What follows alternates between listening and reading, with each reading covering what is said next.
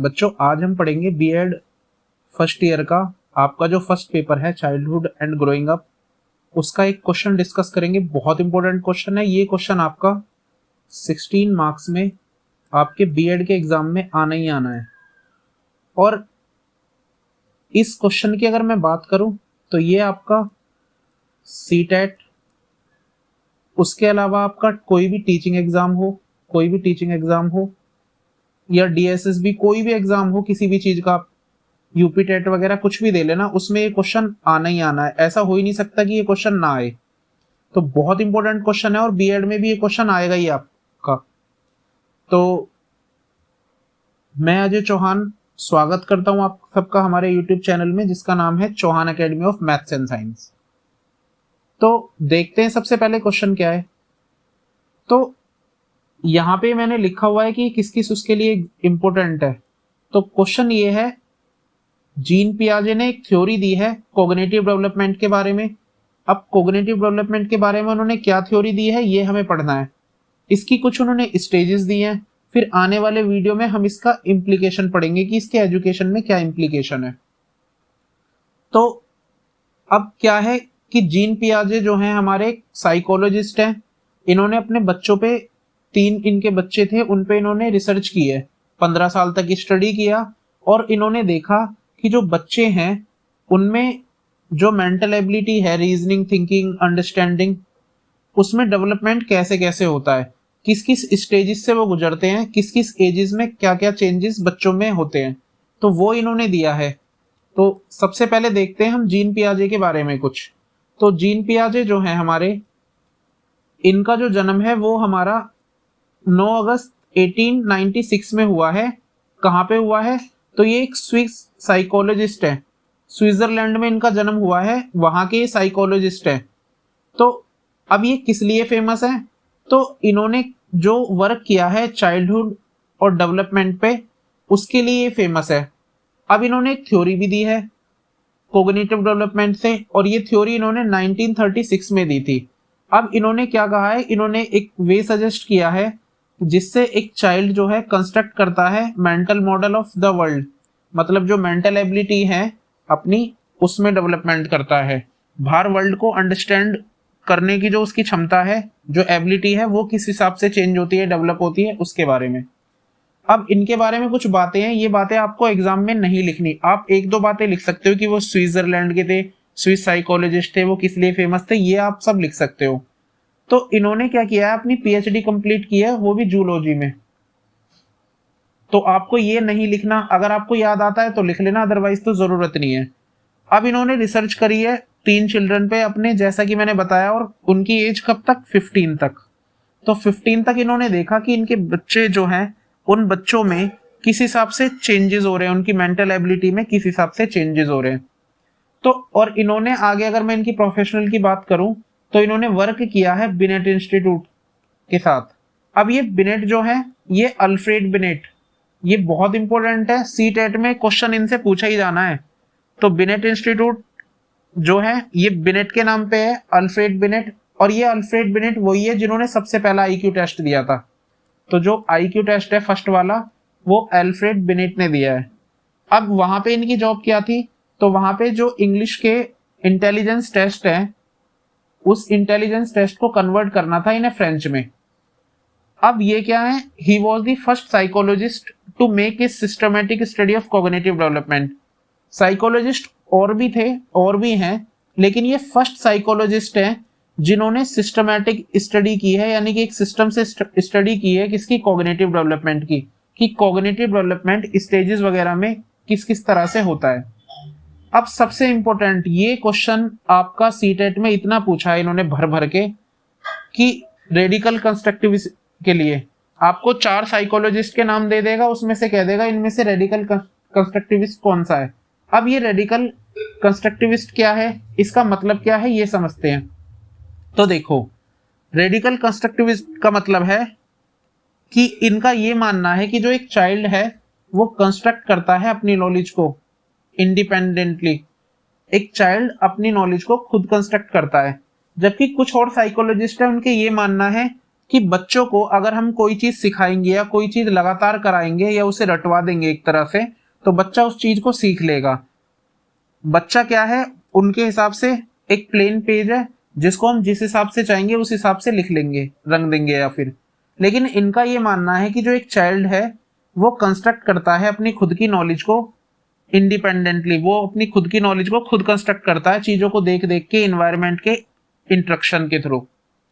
अब he is non father of child psychology, ये child psychology के फादर भी कहलाते हैं। तो ये भी आप लिख देना एग्जाम में, आप ये तो लिख ही देना है कि ये वाला हुआ आपका कि he is the father of child psychology, और ये वाला लिख देना रेडिकल कंस्ट्रक्टिविटिस्ट का। अब आगे क्या है, उन्होंने कॉन्सेप्ट भी दिया है हेरिडिटी और एनवायरनमेंट का, कि हेरिडिटी और एनवायरनमेंट का किसी चाइल्ड के डेवलपमेंट पे क्या फर्क पड़ता है। ये भी बहुत इंपॉर्टेंट क्वेश्चन है, इसे भी आने वाली वीडियो में डिस्कस करेंगे हम, कि ये भी क्वेश्चन अक्सर पूछा जाता है एग्जाम में कि हेरिडिटी और एनवायरनमेंट का किसी चाइल्ड के डेवलपमेंट पे किस तरह से फर्क पड़ता है, कि अगर उसको एनवायरनमेंट अलग अलग मिले तो उसका क्या फर्क पड़ेगा, उसकी हेरिडिटी, उसके जीन वगैरह का क्या फर्क पड़ता है। तो आगे चलते हैं। तो ये तो बातें थी जीन पियाजे साहब के बारे में, इसमें से आप कुछ बातें काम की लिख देना, आपको सारी नहीं लिखनी। आगे चलते हैं। तो अब सबसे पहले हम समझ लेते हैं कॉग्निशन जो है, हमारा वर्ड कॉग्निशन, या हम कॉग्निटिव डेवलपमेंट पढ़ने जा रहे हैं, तो इसका मतलब क्या है। तो सबसे पहले जो ये वर्ड है हमारा कॉग्निशन, ये एक लैटिन भाषा के वर्ड से जो कि हमारा क्या है, कॉग्नोस्केयर, इससे बना है। अब इस कॉग्नोस्केयर का मतलब क्या है, इसका मतलब है टू नो और टू रिकॉग्नाइज, चीजों को जानना या पहचानना। अब अगर चीजों को जान पहचानने की बात हो रही है तो सीधी सी बात है, हमारी बॉडी का कौन सा ऑर्गन काम करता है ये, तो आप कहोगे सर ये काम तो ब्रेन करता है, चीजों को जानने पहचानने का, परसेप्शन वगैरह का।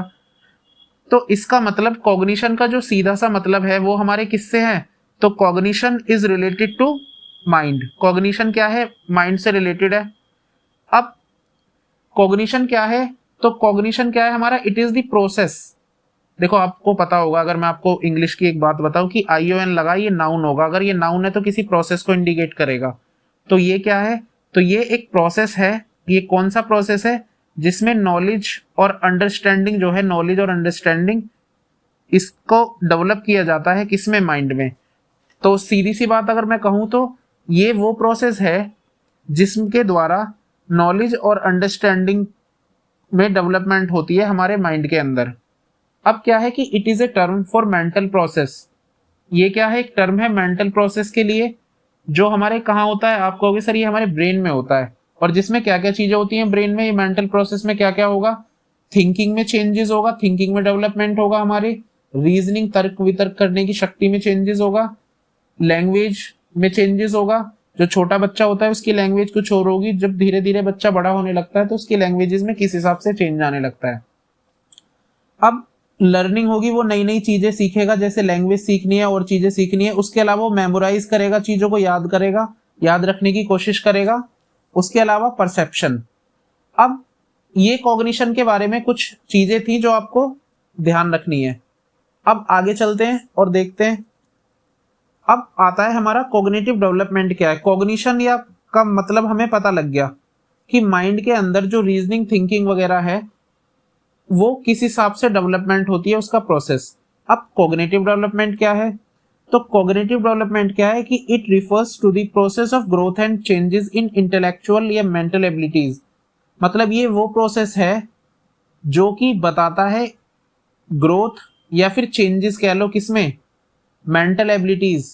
मतलब जो हमारी मेंटल एबिलिटीज हैं उनमें किस हिसाब से ग्रोथ होती है, किस हिसाब से चेंजेस होता है, ये हमारा कहलाता है क्या, कॉग्निटिव डेवलपमेंट। अब मेंटल एबिलिटी कैसी क्या क्या हो सकती हैं, थिंकिंग में चेंजेस होगा, उसके अलावा रीजनिंग जो है हमारी इसमें चेंज होगा, उसके अलावा अंडरस्टैंडिंग वगैरह में चेंज होगा, या फिर यूं कहो डेवलपमेंट होगा।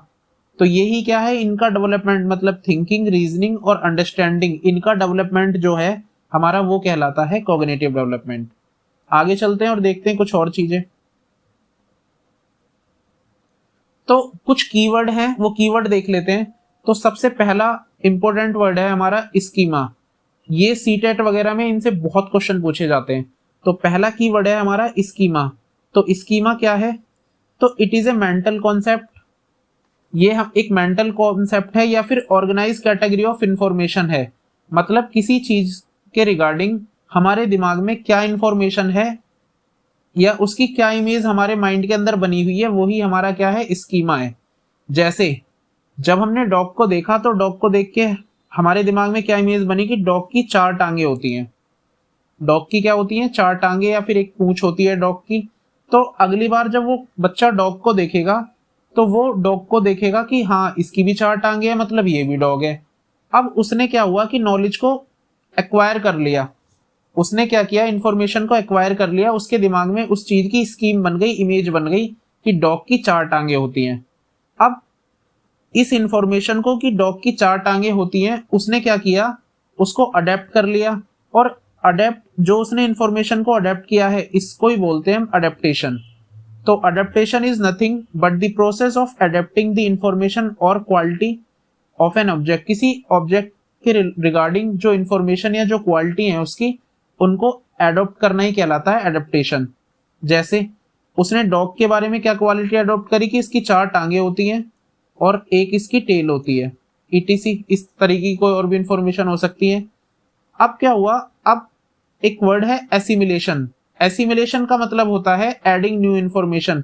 जब इसी में उस चीज के रिगार्डिंग वो नई चीज इंफॉर्मेशन करेगा, नई चीज उनको गैदर करेगा, तो इसी को बोलते हैं क्या, एसिमिलेशन। तो assimilation means adding new information. जैसे अभी उसे सिर्फ इतना पता था कि डॉग की 4 टांगे और एक टेल होती है, इसके अलावा उसे कुछ चीज और पता चली। फॉर एग्जाम्पल देखो क्या हुआ, उसके पास इंफॉर्मेशन थी कि 4 टांगे और एक टेल अगर है किसी एनिमल की तो वो डॉग होगा। अगली बार उस बच्चे ने क्या किया, इस कैट को देखा, इस कैट में देखा कि इसकी भी 4 टांगे हैं, इसकी भी एक पूंछ है, तो मतलब ये भी डॉग है।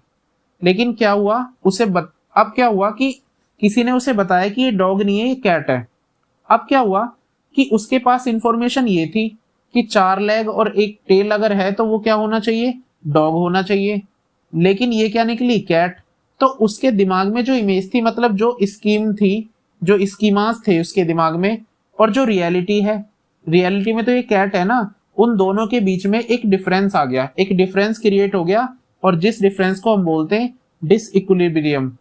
तो यहाँ पे लिखा है कि difference in schema and reality is known as disequilibrium. ठीक है। तो अब क्या हुआ, अब बच्चे के पास जो इंफॉर्मेशन थी वो, और रियलिटी में क्या आ गया, डिफरेंस। अब क्या होगा, अब उस डिफरेंस को उसे खत्म करना पड़ेगा। तो उसके लिए कुछ और कीवर्ड देखते हैं आगे। तो अब एक्कोमोडेशन। अब एक्कोमोडेशन क्या है, एक्कोमोडेशन का मतलब है एडजस्टिंग न्यू इंफॉर्मेशन। जो बच्चे के पास इंफॉर्मेशन थी कि अगर 4 लेग और एक टेल है तो वो डॉग होना चाहिए, लेकिन अब उसे पता चला कि every organism that has 4 legs and 1 tail is not a dog only. मतलब हर ऑर्गेनिज्म जिसके पास 4 टांगे और एक टेल होगी वो सिर्फ डॉग नहीं होगा, उसके अलावा भी वो कुछ और हो सकता है। वो कैट हो सकता है, वो बफेलो, वो काउ, वो कोई और चीज हो सकती है। तो उसके पास जो इंफॉर्मेशन थी कि अगर 4 टांगे और एक टेल होगी तो वो हमारा डॉग ही होगा, लेकिन अब उसके पास इंफॉर्मेशन आ गई कि ऐसे तो और भी बहुत सारे ऑर्गेनिज्म है जिनकी 4 टांगे और एक टेल होती है। अब क्या हुआ कि अब जो उसने चीजें देखी तो अब उसमें क्या हो गया, इक्विलिब्रियम आ गया। जो उसके पास स्कीमास थे उसमें क्या हो गया, चेंजेस हो गया। तो एक्यूमुलेशन में हम ये भी कह सकते हैं कि चेंज इन स्कीमास। तो अब क्या हो जाएगा, अब बैलेंस हो जाएगा, क्योंकि अब उसको पता लग गया कि जो हमारे पास चीजें थी वो इनफ नहीं थी। अब उसने एक नई इंफॉर्मेशन आपस में क्या कर ली, गैदर कर ली। अब क्या हुआ, तो जो डिफरेंस था वो क्या हो जाएगा, सेट हो जाएगा। तो मेंटल स्कीमाज में चेंज हो जाएगा। ठीक है, इन्वायरमेंट में। अब आगे चलते हैं, देखते हैं कुछ और।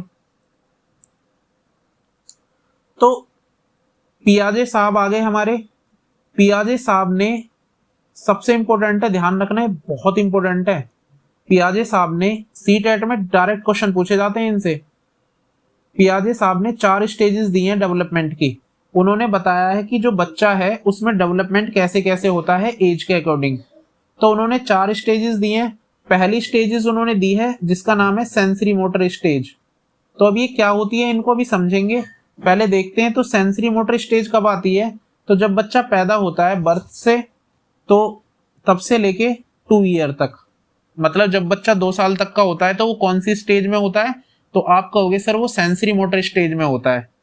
अब दूसरी जैसे ही 2 साल वो क्रॉस करता है तो 2 साल से 7 साल तक वो कौन सी में होता है, तो आप कहोगे सर वो प्री ऑपरेशनल स्टेज में होता है। वहीं अगर मैं आगे की बात करूं तो थर्ड में जब वो 7 साल क्रॉस करता है वो कॉन्क्रीट ऑपरेशनल स्टेज में आ जाता है। और उसके बाद 11 साल से लेके, या फिर ये कह लो कि अडल्ट से लेके अडल्टहुड तक।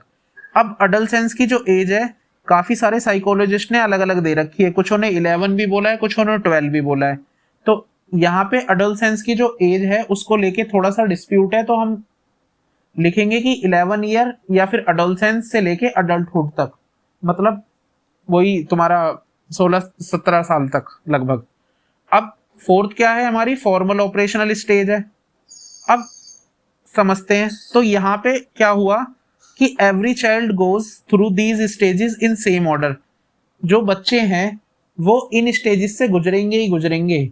वो पहले 2 साल का होगा तो इस स्टेज में होगा। ऐसा नहीं है कि कोई 2 साल का बच्चा है तो वो सीधा यहाँ पे आ गया, मतलब उसका जो थिंकिंग पावर है वो यहाँ पे आ गई। अब every child goes through these stages in same order, वो इन स्टेजेस से सेम ऑर्डर में गुजरेंगे। कोई भी स्टेज मिस नहीं किया जा सकती। जैसा कि मैंने आपको बताया, ऐसा नहीं हो सकता कि वो पहले इस स्टेज में और यहां से जंप मार के सीधा इधर आ गया, ऐसा पॉसिबल नहीं है। तो अब आगे क्या है कि हर बच्चे को इन स्टेज से गुजरना पड़ेगा, कोई स्टेज मिस नहीं की जाएगी। हाँ, हालांकि रेट ऑफ प्रोग्रेस जो है वो हर इंडिविजुअल में डिफरेंस हो सकती है। क्यों हो सकती है? क्योंकि हर इंडिविजुअल में कोई ना कोई डिफरेंसेस है जिसको हम इंडिविजुअल डिफरेंसेस कहते हैं। और ये क्वेश्चन भी आपका पेपर में पूछा जाता है, इसको भी अच्छे से पढ़ेंगे, डिस्कस करेंगे इसे आने वाली वीडियोस में। अब आगे देखते हैं।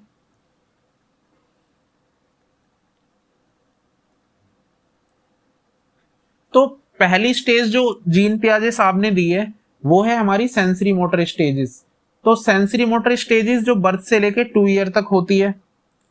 अब बर्थ से लेके 2 ईयर तक होती है सेंसरी मोटर। इसके नाम से ही आप देखोगे ना तो पता चल जाएगा सेंसरी मोटर। तो सेंसरी मोटर मतलब सेंसेस। तो इस स्टेज में जो बच्चा होता है वो अपने सेंसेस का यूज करेगा, मतलब उसके ब्रेन वगैरह का डेवलपमेंट उतना नहीं हो पाएगा। इसमें वो सबसे ज्यादा अपने क्या करेगा, सेंसेस का यूज करेगा। मतलब वो चीजों को पकड़ेगा, उनको उठा के मुंह में दे देगा, इस तरह से। तो सबसे ज्यादा अपने हाथ पैर चलाएगा। तो इसमें ज्यादा सबसे ज्यादा यूज किसका होगा, सेंसेस का होगा। वो देखेगा चीजों को। तो इस स्टेज में सबसे इंपॉर्टेंट इसकी अचीवमेंट क्या है या फिर इसका कैरेक्टरिस्टिक्स क्या है, तो वो है हमारा ऑब्जेक्ट परमानेंस। अब ये वर्ड सी टेट में डायरेक्ट पूछा गया सीधा, इतनी बार पूछा गया सीधा सीधा कि ऑब्जेक्ट परमानेंस किस स्टेजेस में आता है। ये पूछा जाएगा कि ऑब्जेक्ट परमानेंस किस स्टेज में आता है। तो आप कहोगे ऑब्जेक्ट परमानेंस हमारा सेंसरी मोटर स्टेज में आता है। तो इसमें क्या बताया कि ऑब्जेक्ट परमानेंस होता क्या है, पहले वो समझ लेते हैं।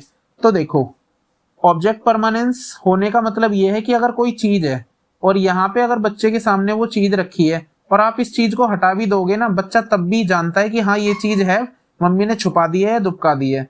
लेकिन अगर ऑब्जेक्ट परमानेंस नहीं आता तो आप जब तक उसके सामने वो चीज रखोगे वो उसके बारे में सोचेगा, जैसे ही हटा दोगे वो इसके बारे में नहीं सोचेगा।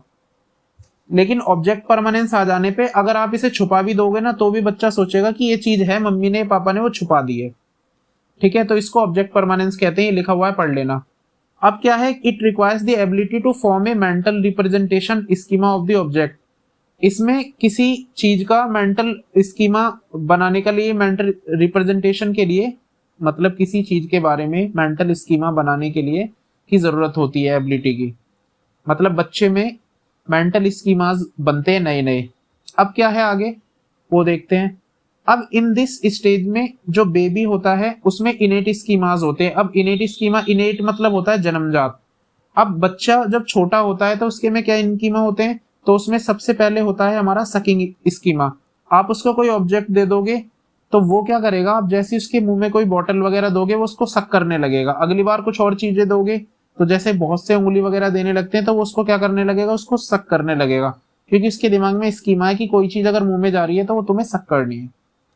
इसके बाद आगे देखते हैं। तो हमारी सेकंड स्टेज क्या है, तो सेकंड स्टेज है हमारी pre operational stage. Pre operational stage या फिर इसको टोडलर या फिर इसको अर्ली चाइल्डहुड भी कहते हैं। ये 2 साल से 7 साल तक में आएगी। इस स्टेज में क्या होता है, तो young children can think about सिंबलिकली। जो यंग स्टूडेंट होते हैं वो सिंबॉलिकली सोचते हैं। मेमोरी और इमेजिनेशन जो है वो डेवलप हो जाती है धीरे धीरे। 2 से 7 साल तक का बच्चा हो गया तो वो इमेजिनेशन करेगा नई नई चीजों के बारे में, तो वो इमेजिनेशन कैपेबिलिटी जो होती है उसकी वो क्या हो जाएगा, वो डेवलप हो जाएगी इसकी। वो चीजों को सिंबलिकली सोचने लगेगा कि हर चीज के लिए किसका क्या सिंबल है, किस तरह से है। तो उसे आप कोई चीज अगर पता चलेगी तो उसके बारे में चीजें सोचने लगेगा। अच्छा अगर जंगल है तो ऐसा होगा, वहां ये होगा, ये सारी चीजें धीरे धीरे उसके बारे में सोचने लगेगा। अगर आप उसको जू के बारे में बताओगे तो वहां के बारे में वो सोचने लगेगा। अब ये यहाँ पे क्या है कि वो चीजों को समझ रहा है अब धीरे धीरे किसी वर्ड से। सिंबलिकली का मतलब है किसी वर्ड से चीजों को समझ रहा है कि वहां पे क्या होगा। अब सबसे इंपॉर्टेंट, और ये क्वेश्चन भी सीटेट में इतनी बार पूछा गया है बहुत ज्यादा, thinking is still egocentric. Egocentric का मतलब है वो अपने में ही रहेगा बच्चा, वो नहीं चाहता कि दूसरे के जो व्यू पॉइंट्स है वो उनको लेना नहीं चाहेगा। दूसरे उसे कुछ कहेंगे वो कुछ करेगा, मतलब उसे लगेगा कि जो मैं सोच रहा हूँ वही सही है, जो दूसरे कह रहे हैं वो गलत है। तो इसको बोलते हैं ईगोसेंट्रिक। तो ये इंपॉर्टेंट है, पूछा गया है कि ईगोसेंट्रिक स्पीच जो है वो कौन सी स्टेज में आता है, तो आंसर है सेकंड स्टेज में या प्री ऑपरेशनल स्टेज में। अब ये जो स्टेज है इसको फर्दर 2 सब स्टेजेस में डिवाइड किया गया है। इस सेकंड स्टेज जो कि हमारी प्री ऑपरेशनल स्टेज है इसको 2 स्टेज में डिवाइड किया गया है।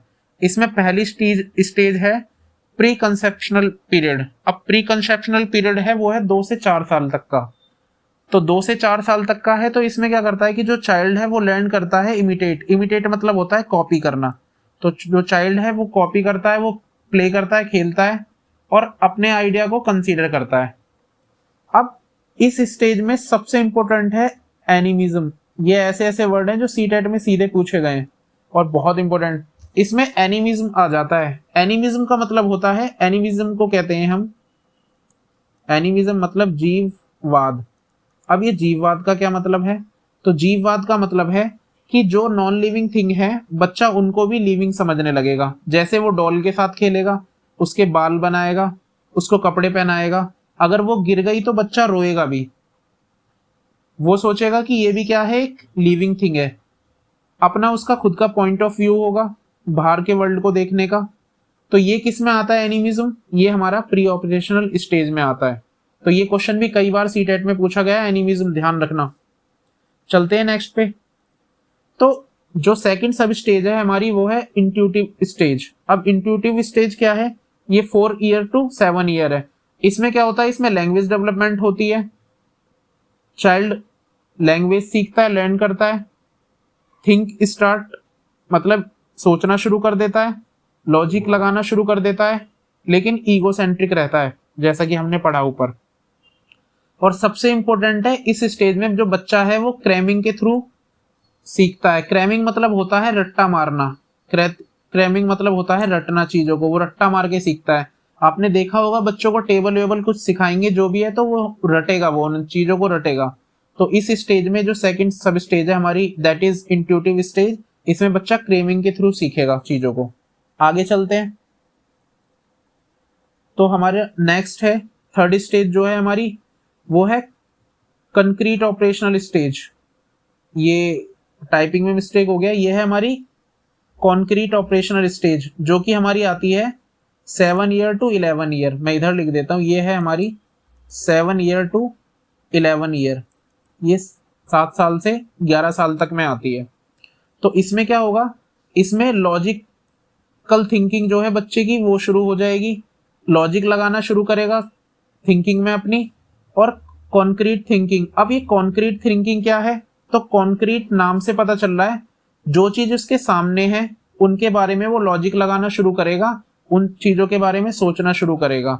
लेकिन एब्स्ट्रैक्ट थिंकिंग मतलब जो चीज उसके सामने नहीं है उसके बारे में उसकी थिंकिंग अभी उतने डेवलप नहीं होगी। तो यहाँ पे कॉन्क्रीट चीजें जो उसके सामने है उसके बारे में वो सोचना शुरू करेगा, लॉजिक लगाना शुरू करेगा। अब जो चाइल्ड है वो कैन वर्क आउट इंटरनली। अब क्या होगा, जो चाइल्ड है वो अपने अंदर से मतलब अपना ब्रेन का यूज करके किसी काम को करने लगेगा। अगर चीजें उसके सामने भी नहीं है तो भी वो शुरू करेगा कोशिश लेकिन उतना डेवलप नहीं हो पाएगा। लेकिन अब क्या है कि अकॉर्डिंग टू जीन पियाजे, जो जीन पियाजे साहब हैं वो इस स्टेजेस को मेजर टर्निंग पॉइंट कहते हैं, मेजर टर्निंग पॉइंट किसी चाइल्ड के कॉग्निटिव डेवलपमेंट में, क्योंकि यहाँ बहुत सारे चेंजेस होते हैं। क्लासिफिकेशन करेगा, वो चीजों को क्लासिफाई कर सकता है, छांट सकता है चीजों की। आप उसे कुछ चीजें दे दोगे वो उनको क्लासिफाई कर देगा उनके कलर वलर पे या साइज शेप के आधार पे। सीरिएशन कर देगा, चीजों को सीरियल वाइज लगा देगा। आप उसको बता दो कि राम से आम से छोटा है, ये इससे छोटा है, तो मतलब उनको किसी ऑर्डर में सीरियल वाइज वो लगा देगा। रिवर्सिबिलिटी आ जाती है यहाँ पे, रिवर्सिबल थिंकिंग डेवलप हो जाती है। और सबसे इंपॉर्टेंट, ये भी कई बार पूछा गया, प्री गैंग एज भी कहते हैं इसे। थर्ड स्टेज जो कि हमारी कॉन्क्रीट ऑपरेशनल स्टेज है, इसको प्री गैंग एज या फिर लेटर चाइल्डहुड एज भी कहते हैं। प्री गैंग मतलब गैंग से पहले वाली एज, तो गैंग वाली एज कौन सी होगी, कौन सी स्टेज होगी, जो नेक्स्ट वाली है हमारी। तो नेक्स्ट स्टेज है हमारी फोर्थ स्टेज, जो कि है हमारी फॉर्मल ऑपरेशनल स्टेज। तो फॉर्मल ऑपरेशनल स्टेज कब से कब तक है, तो ये 11 या 12 साल से लेके अडल्टहुड तक है। ये यहाँ पे 12 कर लेना, से लेके कब तक है, ये अडल्टहुड तक है। अडल्सेंस भी कहते हैं। मैंने बोला कि अडल्सेंस की जो एज है सबके हिसाब से अलग अलग है, कुछ ने 11 साल बोला है, कुछ ने 12 साल बोला है, तो वो देख लेना। यहाँ पे 11 ईयर लिख के आप अडल्सेंस जरूर लिख देना ब्रैकेट में। अब इस फोर्थ स्टेज को, फॉर्मल ऑपरेशनल स्टेज को, इसे गैंग एज भी कहते हैं। ये कई बार सीटेट में पूछा गया, कई बार, कि फोर्थ स्टेज मतलब गैंग एज कौन सी स्टेज को कहा है। इसमें क्या होता है, इसमें चाइल्ड में एब्स्ट्रैक्ट थिंकिंग की शुरुआत हो जाती है। एब्स्ट्रैक्ट थिंकिंग जो है वो डेवलप हो जाती है। वो एब्स्ट्रैक्ट चीजों के बारे में सोचना, जो उसके सामने प्रेजेंट नहीं है उनके बारे में भी सोचने लगेगा अच्छे से। फिर इसमें क्या होता है, ईगोसेंट्रिज्म आ जाता है। अब यहाँ पे क्या हुआ, फिर दोबारा ईगोसेंट्रिज्म आ गई। हमारी ईगोसेंट्रिज्म किस में आई थी, सेकंड स्टेज में आई थी। हमारी ईगोसेंट्रिज्म जो आया था वो हमारा सेकंड स्टेज में आया था। अब यहाँ पे क्या हुआ, सेकंड स्टेज में आया था ईगोसेंट्रिज्म। अब थर्ड स्टेज में ठीक रहा बच्चा। अब फोर्थ स्टेज आई जैसे ही हमारी, तो फोर्थ स्टेज में दोबारा ईगो आ गई, तो ये भी ध्यान रखना। अब उसके बाद डिडक्टिव रीजनिंग की शुरुआत हो जाएगी। डिडक्टिव रीजनिंग क्या होता है, एक डिडक्टिव होती है। तो डिडक्टिव रीजनिंग क्या है, हमारा सोल्व करने लगेगा प्रॉब्लम। आप उसे कोई रूल बता दो तो वो उस रूल से किसी भी प्रॉब्लम को सोल्व करने लगेगा बच्चा डिडक्टिव रीजनिंग में। हाइपोथेसिस बनाने लगेगा अपनी। उसके अलावा डाइवर्जेंट थिंकिंग, कन्वर्जेंट थिंकिंग या क्रिएटिव थिंकिंग शुरू हो जाएगी। अब डाइवर्जेंट और कन्वर्जेंट का एक बार मतलब समझ लेते हैं। तो कन्वर्जेंट थिंकिंग होती है हमारी, अगर किसी एक प्रॉब्लम का हम एक ही सॉल्यूशन निकाल लें तो उसको बोलते हैं कन्वर्जेंट थिंकिंग। अगर किसी एक प्रॉब्लम के हम बहुत सारे सॉल्यूशन या बहुत सारे एस्पेक्ट निकाल रहे हैं, सोच रहे हैं, तो उसको बोलते हैं डाइवर्जेंट थिंकिंग। तो बच्चे में डाइवर्जेंट थिंकिंग होनी चाहिए उसके डेवलपमेंट के लिए, ना कि कन्वर्जेंट, मतलब वो एक प्रॉब्लम के एक से ज्यादा सॉल्यूशन सोच पाए। आगे चलते हैं। तो ये हमारी फोर्थ स्टेजेस थी, ये कंप्लीट हो गई हमारी। तो अब हमारा ये जो जीन पियाजे था और इनकी स्टेजेस थी, ये हमारी कंप्लीट हो गई। बहुत इंपॉर्टेंट क्वेश्चन है, आप नोट्स बना सकते हैं इसके। उम्मीद है आपको समझ में आया होगा। अगर आपको ये समझ में आया तो आप हमारी इस वीडियो को लाइक कीजिए, हमारे चैनल को सब्सक्राइब कीजिए, अपने दोस्तों के साथ शेयर कीजिए, ताकि हम आपके आने वाले एग्जाम की तैयारी के लिए बहुत सारे जो इंपॉर्टेंट क्वेश्चन है वो ला सकें, और जिससे आपकी सीटेट वगैरह में भी हेल्प हो। तो कोशिश करेंगे हम आपकी हर एग्जाम में जो भी इंपॉर्टेंट क्वेश्चन है आपको वो प्रोवाइड किए जाएं।